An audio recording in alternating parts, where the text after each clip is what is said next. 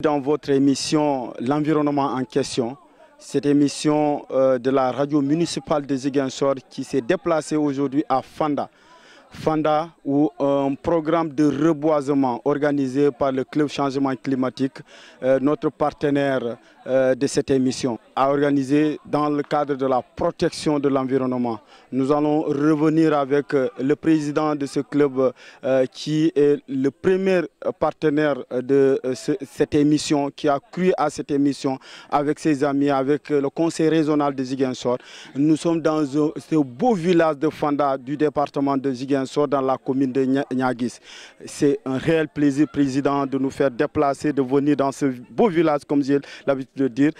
C'est aussi l'opportunité pour moi de saluer le chef de village qui a fait le déplacement pour assister à cette activité, de saluer mon ami Djamban qui est de ce village, mon jeune frère Arunaba, mon jeune frère Moumoudi Diata qui sont de ce beau village. Et je pense que, comme je l'ai dit au chef de village, il va me donner une parcelle ici pour venir habiter ici. Donc c'est un réel plaisir, président. Vous pourrez revenir aujourd'hui sur ce projet qui vous a permis de venir ici à Fanda organiser cette opération, cette activité de reboisement. Merci beaucoup, directeur. Donc avant tout, je vous félicite aussi, je vous remercie d'avoir accepté de se déplacer de Ziguinchor à Fanda pour non seulement participer à l'activité de reboisement, mais également couvrir l'activité en tant que telle. Donc soyez-en remerciés. Donc ce que je vais dire aussi, c'est de remercier le chef de village, comme vous l'avez dit, parce que nous sommes tous été témoins que l'accueil a été en tout cas brillant et très quand même satisfaisant. Et nous remercions aussi M. Diédiou, qui est notre partenaire pour ce projet. Donc le club changement climatique, à travers la plateforme nationale des jeunes sur le changement climatique, a bénéficié d'un projet qu'on appelle projet de compensation carbone. Projet de compensation carbone. Et ce projet, est pu se réaliser à travers notre partenaire aussi numéro 1, c'est une ONG qu'on appelle AGI. AGI, c'est Action Solidaire Internationale. Donc à travers AGI et ses partenaires aussi, qui est SARZIM, qui est aussi une ONG environnementale basée au Canada, on a pu quand même mettre en place ce projet-là. Donc il était question de voir des personnes dans la région de Ziguinchor ou du département de Ziguinchor pouvoir bénéficier du projet. Donc il a fait ce monsieur Diédiou de Fanda qui a rempli les conditions qu'on avait appelées suite à un appel à candidature. Donc aujourd'hui nous sommes là, après l'activité de triaison qui a été faite environ 3 semaines. Nous sommes venus aujourd'hui pour faire le reboisement. Donc nous avons reboisé 500 plants. Il y a 355 citrons et environ, je pense que c'est 125 steaks. Donc c'est l'importance de ces citronniers, comme vous le savez. Il y a aussi l'aspect économique. Mais en dehors de l'aspect économique, il y a cette possibilité de séquestrer le carbone qui va contribuer plus ou moins à la régulation du système climatique. Parce que vous savez, aujourd'hui, nous sommes tous confrontés à la problématique du changement climatique et ce reboisement va plus ou moins également contribuer, si vous voulez, à l'adaptation ou bien même atténuation de la pollution que nous sommes tous témoins dans le monde entier. Donc voilà pourquoi aujourd'hui, la jeunesse s'est mobilisée autour du club changement climatique, mais également avec le CRJ, comme vous le savez, le président Talibé, qui est le point focal même de ce club-là, et qui représente l'Asie ici à Ziguinchor. Donc avec tous ces efforts consentis, nous avons arbitré plus de 100 jeunes, 120 jeunes qui sont fait déplacement de Ziguinchor à Fanda, et la jeunesse de Fanda aussi a répondu, en tout cas présent, pour permettre aujourd'hui cette activité de réussir. Voilà, président, vous avez parlé de captation de carbone. Est-ce que vous pourriez revenir sur véritablement pourquoi ce choix? Oui, comme je l'ai dit, le club changement climatique Ziguinchor est un des clubs parmi les 24 clubs du Sénégal, basés dans certaines villes et départements du pays. Et Ziguinchor, comme vous le savez, c'est la ville verte du pays.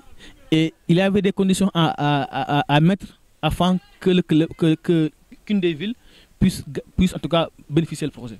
Donc, Dieu a fait Ziguinchor avec les critères qui étaient demandés. Nous avons pu gagner parmi les 24 clubs. Et maintenant, nous aussi, on a fait appel d'offres. On a appel à candidature pour que les gens qui ont des parcelles, voilà, demandées par rapport au projet sont postulés, et Dieu a fait que c'est M. Diédu qui a été retenu comme bénéficiaire. Donc, comme je l'ai dit, le projet permet plus ou moins quand même, parce que si on reboise, parce qu'on a reboisé, aujourd'hui ces 500 plans-là, parce qu'ils vont tous quand même séquestrer du carbone. Et ce carbone-là va aussi permettre, en tout cas, si vous voulez plus ou moins, réguler le système climatique. Parce qu'on a besoin aujourd'hui des arbres. Dans tout cas, comment ça va contribuer à réguler le système climatique? Oui, parce que vous savez, les arbres absorbent et rejettent le CO2. Donc à travers ce système-là agroforestier-là, si vous voulez, là nous arrivons avec le système, comme je dis, système agroforestier. Donc les arbres vont séquestrer du carbone, et cette séquestration-là, nous on en a besoin parce qu'ils vont séquestrer le CO2. Et ce CO2-là, bien sûr, va, même si c'est au Sénégal, mais parce que l'environnement n'a pas de frontières et l'air n'a pas de frontières. Donc du coup, ça va contribuer plus ou moins à la régulation du système climatique. Parce qu'aujourd'hui, si le problème des inondations est opéré au Sénégal, si le problème de sécheresse aussi opéré au Sénégal, c'est parce que dans un premier temps, en dehors des calamités naturelles, il y a l'action de l'homme. C'est l'homme qui abat les arbres, c'est l'homme qui utilise les arbres. Mais si l'homme aussi avait la même conscience de reboiser les arbres, on aurait au moins diminué, si vous voulez, ou même peut-être minimiser certains risques que nous sommes confrontés aujourd'hui. Regardez à Ziguinchor, depuis quelques années, maintenant 3 ans, 2 ans, la pluie pleut plus qu'en mois d'août. Alors, nous on te rappelle, même mois de mars ça pleuvait, mois d'avril ça pleuvait, mais c'est quand même la pluie déjà a commencé. Maintenant il faut août. Cette année c'est à peu de 28 que la pluie a commencé à Ziguinchor. Parce que cette activité-là, devait le faire depuis le 1er août. Mais malheureusement, puisqu'il n'y a pas eu pluie avant la dernière semaine du mois de juillet, on était obligé de proposer l'activité jusqu'à dimanche 8 aujourd'hui.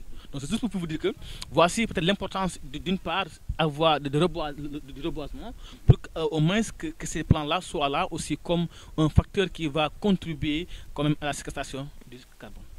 Président, vous avez mobilisé une forte mobilisation de la jeunesse. Vous avez parlé du point focal que nous saluons de passage, notre jeune frère, le président Mamadou Talibé Diallo, qui est en train d'abattre un excellent travail dans le domaine de l'environnement et dans d'autres domaines. Mais c'est l'environnement qui nous intéresse. Nous le félicitons, nous l'encourageons véritablement dans ce domaine-là.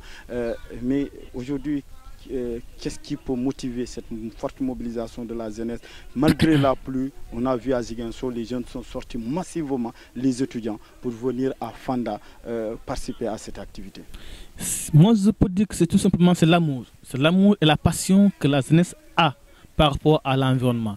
Et aujourd'hui, grâce à la sensibilisation, par exemple, que le club est en train de faire à Ziguinchor, nous captons de plus en plus des membres qui sont intéressés par rapport à ce qu'on fait.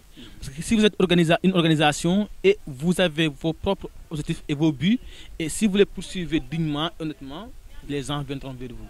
Et je pense que c'est d'abord, il y a la passion et l'engagement de la jeunesse, mais également que le club est en train de faire un bon travail, en tout cas à saluer dans la commune de Ziguinchor. C'est pourquoi, quand on appelle la jeunesse pour venir participer à une telle activité, tout le monde vient. Donc tous ces gens-là sont presque membres du club. Certains sont sympathisants.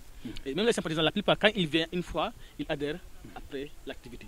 Donc pour vous dire que la jeunesse est consciente aujourd'hui qu'ils relèvent de leur responsabilité de participer plus ou moins à la préservation de l'environnement, mais également à la lutte contre le changement climatique. Donc pour moi, c'est l'un des facteurs qui a fait quand même que la jeunesse a répondu à notre appel pour ce projet de captage de carbone. Voilà, Président, vous avez parlé d'un partenaire qui vous a accompagné. Peut-être ce partenaire n'est pas connu de nous. Vous pourrez nous parler un peu de ce partenaire qui a accompagné dans ce projet que vous êtes en train de réaliser dans le village de Fanda? Oui, c'est l'Asie. L'Asie, c'est l'Action solidaire internationale, qui est une ONG de droit sénégalais et qui existe depuis 2008. Donc, Asie a des domaines sociaux, domaines environnement et domaines, si vous voulez, de gouvernance. Mais ce qui nous lie avec Asie, c'est le domaine environnement. Parce que je rappelle, les clubs sont installés par Asie.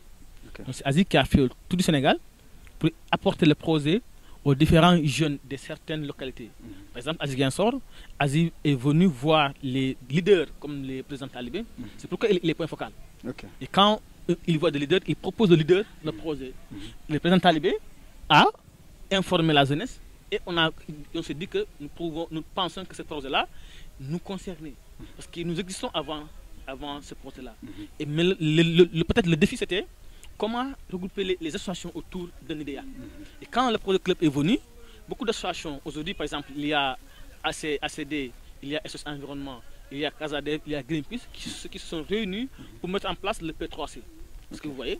Donc, et c'est pourquoi aujourd'hui, Aziz, nous pensons que c'est le partenaire numéro 1. Donc, Aziz, c'est grâce à ses connaissances qu'on a bénéficié de ce projet-là. Et Aziz aussi, le projet est financé ou bien accompagné, si vous voulez, par SARZIM. SARZIM est une ONG de droit canadienne. Donc, l'ONG au Canada, avec les actions que Aziz mène au Sénégal, invite l'ONG SARZIM et SARZIM aussi invite Aziz aux activités qu'il mène au Canada. Donc c'est à travers cette coopération décentralisée qu'ils ont eu l'idée, quand ils ont eu le projet en Europe, en Amérique, Canada, pour le mettre en tout cas au Sénégal. Et je dis, en tout cas à ma connaissance, c'est le premier projet qu'on peut parler de projet compensation carbone en Afrique, parce que je ne l'ai pas entendu. Donc c'est la première fois que ce projet a été quand même accompagné. Donc aujourd'hui, c'est l'Asie. Donc l'Asie, comme je dis, il y a 3 volets. Mais ce qui nous intéresse, c'est le volet environnement. Et dans ce volet-là, l'Asie, à travers les clubs, et d'une part, et d'autre part, à travers la plateforme aussi, c'est une plateforme, comme je l'ai dit, qui regroupe tous les clubs du Sénégal. Donc aussi, je suis le président. À travers cette plateforme et les clubs, l'Asie est en train de faire des actions climatiques qui contribue plus ou moins à la lutte contre les changements climatiques. Je vous rappelle que nous sommes ici à Fanda dans le cadre du reboisement organisé par le club Changement Climatique. Votre émission L'environnement en question reçoit pour la première partie le président de ce club, M. Sadou, avec qui nous sommes en train de revenir sur cette activité. Et je vous rappelle que c'est le club Changement Climatique qui est le partenaire numéro 1 de cette émission, l'environnement en question de la radio municipale de Ziguinchor. Président, oui, vous avez fait un appel d'offres, oui, vous avez choisi Diédhiou. Est-ce que vous pourrez revenir sur le processus qui a permis que Diédhiou puisse gagner et est-ce que ça a été véritablement transparent? Oui, merci pour la question. D'ailleurs, je devais y revenir parce que vous savez, certains projets, quand les gens entendent un projet, parfois ils ont d'autres idées, peut-être qui pour tourner autour du projet.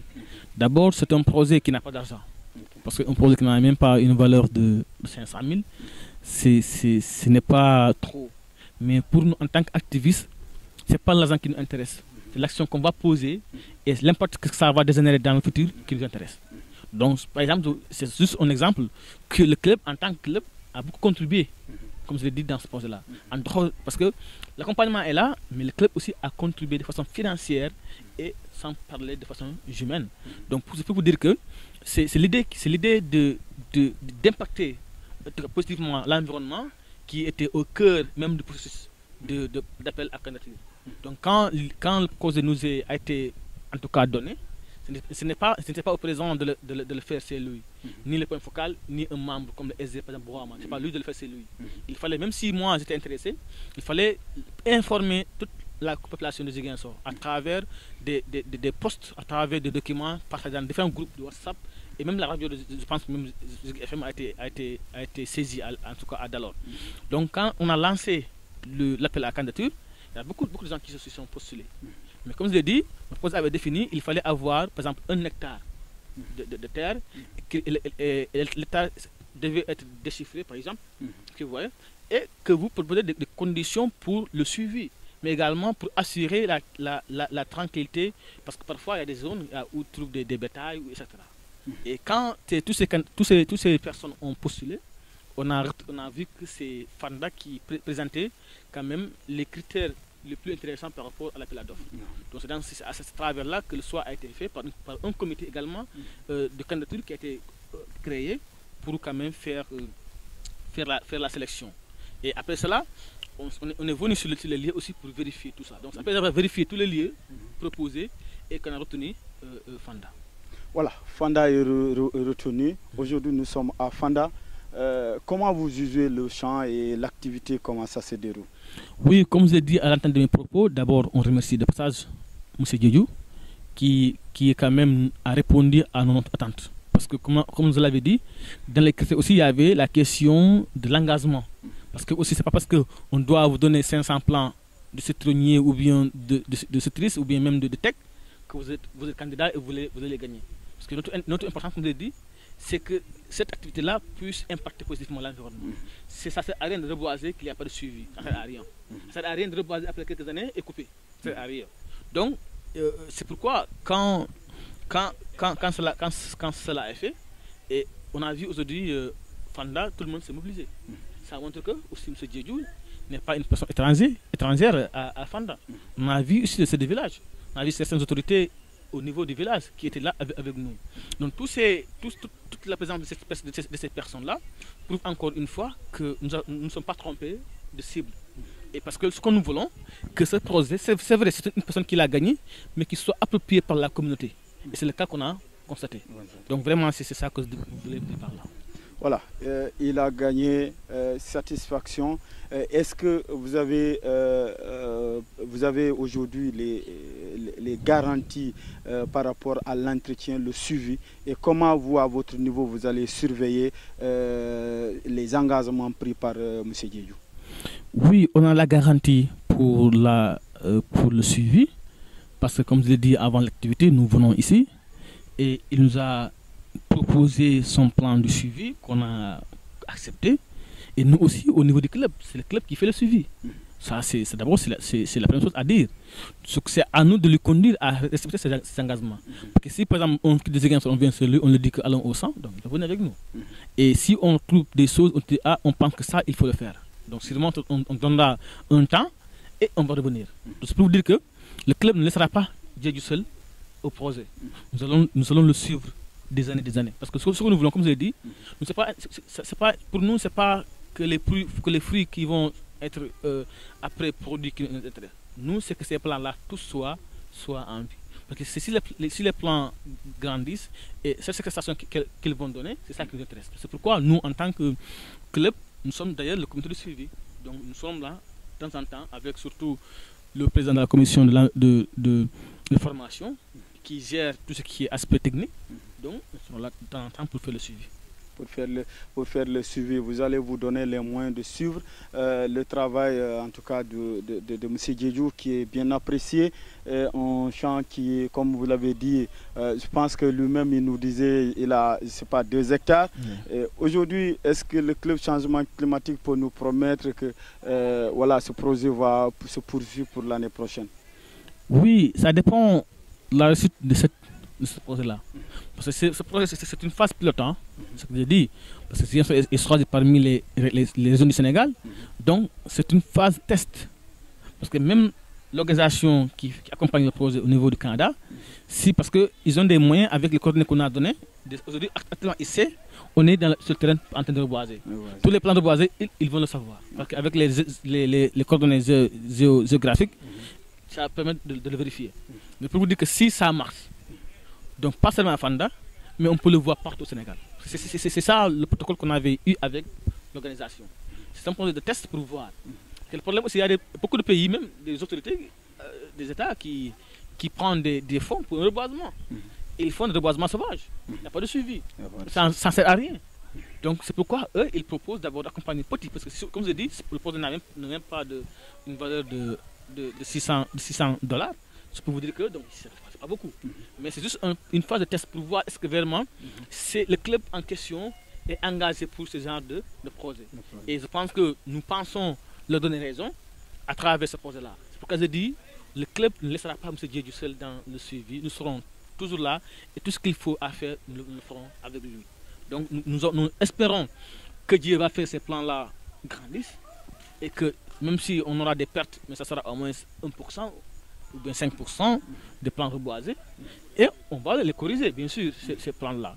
Et l'année prochaine, bien sûr, si ça marche, notre pays, notre projet sera lancé pour d'autres qui auront besoin.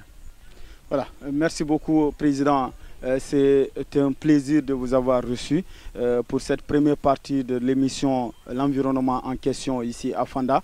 Peut-être vous avez un appel à lancer à l'endroit de la jeunesse ou bien à l'endroit de M. Djedjou et de la population de la Casamance par rapport à cette opération de reboisement qui vient de démarrer, mais aussi peut-être du retard avec la saison de pluie qui a retardé à démarrer, à s'installer. Oui, c'est d'abord vous remercier, M. DG, parce que vous me donnez l'opportunité de s'exprimer et de partager l'information à travers la commune de Ziguinchor. Je pense que c'est une opportunité pour le club de faire en tout cas entendre que nous menons des activités dans la région de Ziguinchor. Parce que le club, il est régional.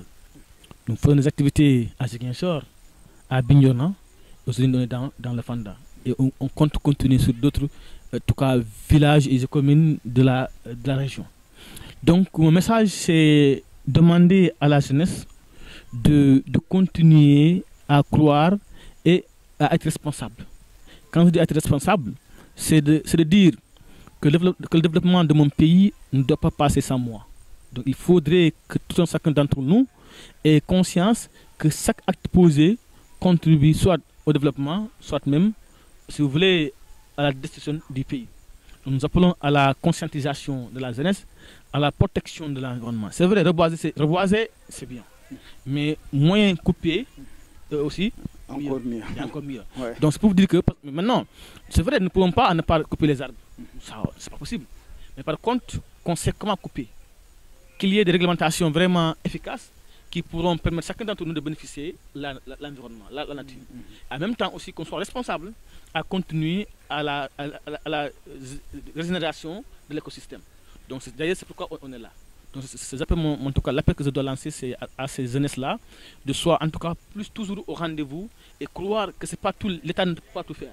Il faudrait que nous, en tant qu'organisation de société de base, qu'on mène d'autres projets, d'autres activités, et peut-être il y aura des personnes de bonne volonté qui seront là, qui vont après investir dans ce que nous faisons. Pour terminer, je remercie sincèrement le club Changement Climatique. Mais également, je remercie le point focal, le président Talibé, qui quand même, il n'est pas là, mais soyez sûr qu'il est là. Parce qu'à chaque instant, il appelle pour savoir où on est et comment ça marche. Donc c'est un leader, parce qu'il y a des gens, quand il confie une tâche, c'est fini, il disparaît. Mais lui, il est quelque part, mais il est toujours là avec nous pour demander comment ça passe et comment voilà, est-ce qu'il n'y a pas de problème à ce niveau. Mais également, je remercie Mme Keita, qui est la vice-présidente du club, qui n'est pas parmi nous cette fois-ci. Vous la connaissez. Donc, oui, vous voyez déjà, c'est là. Elle me taquine beaucoup. Super. Donc voilà, donc nous la saluons. De passage, elle a même appelé ce matin, je l'ai appelé aussi, pour savoir comment ça passe. Donc c'est pour dire que la jeunesse est engagée pour l'environnement. Il faudrait que les autorités, que ce soit étatiques ou locales, puissent accompagner ces initiatives-là. Parce que nous ne demandons rien. Imaginez 120, 110 jeunes qui sont là. Ils n'attendent pas quelque chose pour rentrer à la maison. Il suffit juste de les permettre de se déplacer et ils mènent les activités. C'est ça qu'ils demandent.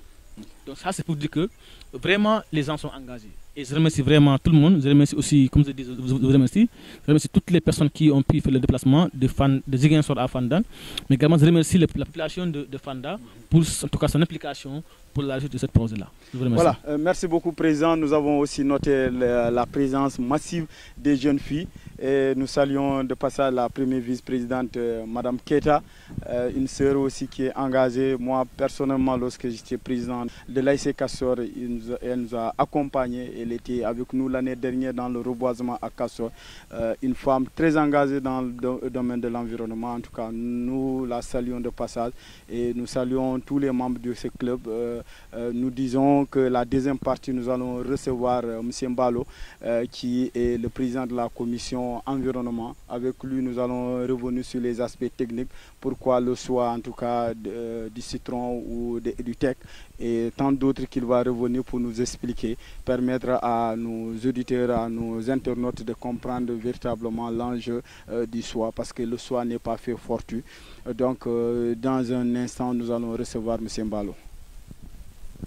Merci beaucoup. Comme annoncé, la deuxième partie de votre émission, l'environnement en question, nous allons recevoir M. Mbalo, qui est le président de la commission environnementale du club changement climatique. Avec lui, nous allons aborder les aspects techniques de l'organisation de cette opération de reboisement ici à Fanda. Bonjour M. Mbalo. Bonjour. Un réel plaisir de vous recevoir encore dans l'émission L'environnement en question. Vous êtes mon premier invité et avec vous, nous avons lancé cette émission. Et cette émission qui suit son bout de chemin dans le domaine de l'environnement. Aujourd'hui, nous sommes à Fanda, comme je l'ai dit, un beau village. J'ai bien aimé de rester ici, je ne veux plus retourner à Ziguinchor parce que c'est un beau village, j'aime la nature. Vous avez choisi ce village, un Djedjou qui gagne ce projet. Nous sommes fiers parce que c'est un frère, un Djedjou comme moi. Vous avez organisé un reboisement ici. Est-ce que vous pourrez revenir sur les aspects techniques? Combien de plantes que vous avez eu à reboiser ici et pourquoi véritablement le choix de ces plantes? Ok, merci M. Djedjou. Et c'est un réel plaisir aussi de revenir à cette émission tant suivie et qui a une importance capitale. Maintenant, bon, je tenais aussi avant tout de remercier vraiment le chef de village de Fanda qui nous a accueillis, vraiment qui nous a souhaité la bienvenue, à M. Djedjou, le bénéficiaire du projet, et à tous les volontaires de l'environnement qui ont quitté Ziguinchor, mais aussi les jeunes de Fanda qui ont participé massivement par rapport à l'activité. Je vais terminer aussi à remercier l'inspection régionale des eaux et forêts de Ziguinchor qui nous a envoyé un agent, un certain sergent Ndiaye, qui est là pour superviser l'activité de reboisement. Voilà. Pourquoi cette activité? Cette activité entre dans le cadre du projet de compensation du carbone, qui est un projet lancé, coordonné au niveau national par ASI, que le club changement climatique a le privilège de dérouler au niveau du Sénégal. Parce que c'est un projet, une première en Afrique. Et en Afrique, on a choisi le Sénégal avec l'ONG ASI pour porter le projet. Et l'ONG ASI a choisi le club changement climatique de Ziguinchor parmi tous les clubs du Sénégal pour que le club changement climatique de Ziguinchor, vu ses activités, porte les projets au niveau de Fanda. Donc ce projet s'inscrit dans le cadre, je l'ai dit tantôt, du compensation du carbone qui fait suite à la conférence de Rio de 1992 où on avait exigé aux pays pollueurs ou aux industries qui polluent, on avait érigé le principe de pollueur-payeur. Donc à travers ce principe, on devait exiger aux entreprises, aux pays qui polluent, de verser une somme pour participer aux activités environnementales qui entrent dans le cadre de la compensation du carbone, des activités de reboisement qui participera à la séquestration du carbone en vue de diminuer la pollution atmosphérique. Voilà. Donc ce projet, bon, on est là aujourd'hui à Fanda pour le reboisement. On était là il y a de cela 2 à 3 semaines en arrière pour faire la trouaison et l'amendement. Aujourd'hui, on est là pour faire le reboisement et on a porté notre choix sur 2 espèces principalement. C'est le teck, les scientifiques diront le Tectona grandi, qui est le teck, et l'autre là c'est le Citrus limon, plus connu par limon, quoi. Nous on l'appelle en langue locale limon. Voilà, on a choisi ces 2 espèces parce que le projet consiste à mettre en place un verger agroécologique. Donc ça doit avoir une utilité déjà pour le bénéficiaire, vraiment de bénéficier du projet, l'aspect économique par exemple, parce que un verger de citron, d'ici 2-3 ans, ça peut rapporter beaucoup aux bénéficiaires, mais aussi nous en tant que structure environnementale, c'est la séquestration du carbone qui nous préoccupe. C'est-à-dire, on va prendre les tecs, on va les mettre tout autour du verger, ce qui va servir déjà de brise-vent, mais au-delà de ça, le teck a une grande capacité de séquestration du carbone. Donc à travers nos partenaires qui se trouvent au Canada, qui ont déjà répertorié, qui ont déjà pris les coordonnées, GPS du champ, à distance, ils pourront suivre la capacité de séquestration du carbone chaque année par nombre de pieds. Chaque année, ils pourront savoir, ou par périodique, ils pourront savoir la capacité de carbone qu'on a séquestré à travers ce site. Donc ce projet s'inscrit dans ça. C'est une phase expérimentale qu'on est en train de mener ici. C'est de manière générale une expérience pour l'Afrique. Si ça réussit ici, c'est quelque chose qui sera démultiplié un peu partout au Sénégal, un peu partout en Afrique. Donc c'est le projet pilote de la compensation du carbone en Afrique. Voilà. M. Mbalo, pourquoi le choix de ces deux espèces? Le choix de ces deux espèces, tantôt j'ai eu à le dire, comme on veut mettre en place un verger agroécologique, donc le verger agroécologique, on dit c'est M. Diédhiou qui nous a fourni l'espace. C'est lui le propriétaire de l'espace. Il ne peut pas nous donner son espace et planter seulement du teck. Parce qu'on suppose que le teck va faire 30 ans, 40 ans. Et après, est-ce qu'il aura la possibilité de couper ça? Parce que ça entrera dans la partie du genre national comment dirais-je même, national. Maintenant, si par exemple, si on met en place un verger agroécologique, on met du citron, lui, il aura la possibilité d'exploiter, de gagner par rapport à l'exploitation du citron. Donc lui, il va gagner le citron. Et nous, c'est plus de participer à la séquestration du carbone. Donc on ne peut pas venir prendre son espace et reboiser seulement du teck, mais on va reboiser des plantes qui vont lui rapporter quelque chose. Et nous, en contrepartie, on va avoir cette possibilité de participer à la séquestration du carbone. Oui, séquestration du carbone. Et pourquoi pas d'autres arbres? Pourquoi le teck? Pourquoi citronnade? Il y a d'autres arbres fruitiers qui peuvent être bénéfiques pour M. Diédhiou. Voilà, d'autres parce que déjà, le projet a été conçu en entretien ou en collaboration avec M. Diédhiou. Nous, on dit qu'on a deux types de plantes à reboiser. L'un va être un plan forestier, l'autre va être un plan fruitier. Donc c'est à lui de faire le choix. Lui, il a choisi les citronniers, il pouvait choisir les orangiers, il pouvait choisir d'autres espèces. C'est lui qui a fait le choix, qui a porté son choix sur le citronnier. Mais nous, en tant qu'exécuteur du projet, on avait plusieurs possibilités aussi. On pouvait prendre par exemple le mélina, on pouvait prendre d'autres espèces, le flamboyant. Mais nous, on a jugé nécessaire, vu les différentes plantes, par rapport à la capacité de séquestration du carbone, on a porté notre choix sur le teck parce que pour nous, on juge c'est la plante pour nous qui participe plus à la séquestration du carbone par rapport à la surface foliaire.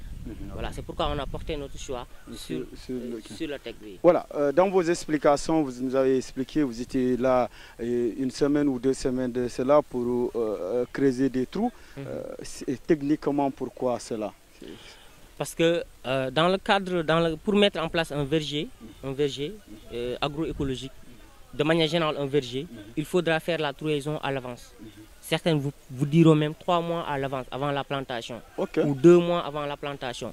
Tu vas trouer avec des dimensions, avec des normes standards de 7 à 10 mètres ou à 12 mètres par rapport aux plantes fruitières. Aux plantes fruitières aussi, quasiment, c'est de 3 à 7 à 8 mètres. C'est en fonction des types de plantes.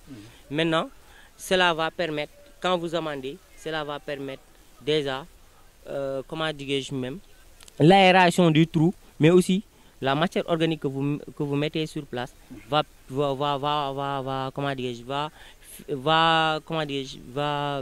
entrer en comment dirais-je même, je voulais dire, comment dire, il y aura le terme technique. Ouais, le terme technique, c'est-à-dire, il y aura déjà, comment dirais-je même, la fertilisation du trou. Voilà, ce qui fait que avant de planter, ça trouvera qu'il y a déjà la disponibilité des éléments nutritifs que la plante aura besoin pour son croissance. Ouais. Donc c'est la matière organique mélangée avec l'aération, tu vois, ce qui va permettre de vivre déjà, de créer une sorte de terre fertile au niveau du trou avant de planter. Voilà. Nous, on l'a fait tardivement, mais on l'a fait 3 à 4 semaines avant de reboiser. Voilà, aujourd'hui, l'activité est terminée. Peut-être le suivi, comment ça va se faire à votre niveau sur le plan technique. Comment vous allez faire le suivi de ces plantes qui sont plantées. Parce que nous constatons que souvent, il y a des reboisements, mais il y a un problème de suivi. Oui, tout à fait. Nous, au niveau du club, vraiment, ça fait plus de 3 à 4 ans, on a cessé de reboiser sans faire le suivi. On prend le suivi très au sérieux. Je parlerai sous votre contrôle. L'année passée, on a fait du reboisement au niveau de Castor.